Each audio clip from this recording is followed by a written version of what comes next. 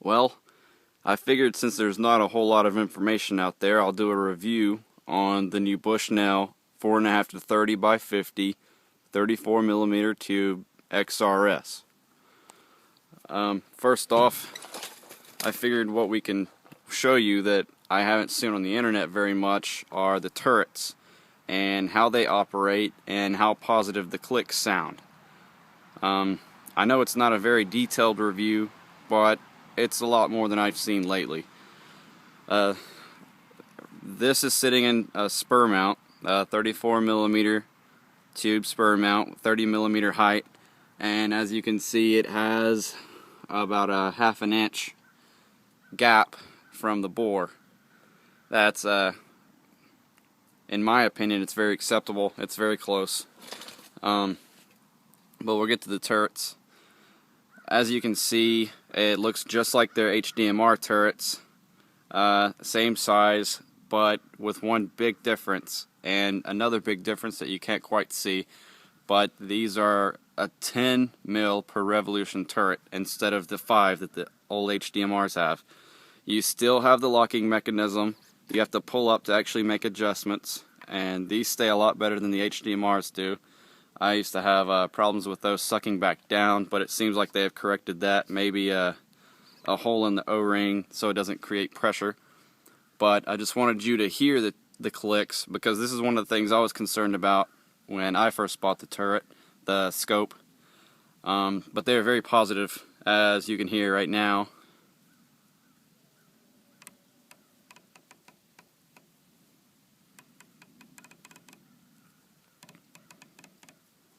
They take quite a bit of pressure to actually turn the turret, and they're very sharp, very crisp, and very audible. The same goes for the windage. The windage adjusts the exact same way. The windage is a little bit more mushier, not quite as crisp feeling, but I figured that'll probably work itself out eventually. I've been very impressed with this optic so far, and it's one of my recommendations in the $2,000 range for a scope of this size. It features front focal plane. It has the G2DMR Reticle. It has 0 stops. I won't get to that in this video. I may upload another one to show you how the 0 stops work. But you can tell that the 0 stop is quite solid.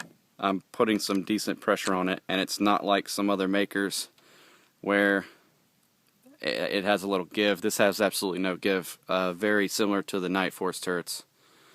The Parallax knob I found was a little small. The edges are fine. It's a little bit sharp, but I'd have liked for it to be just a little bit longer so you can grab it better, make easier adjustments. But it works fine. It's stiff enough. It's not too light. And the closest I've been able to focus in on full power was about 40 yards on full power. Once you go down to low power, I believe it was around 25 yards. I was able to focus down and on objects. The locking ring, it's stiff. It's very stiff, but it's not a problem. It's nothing you're going to accidentally adjust.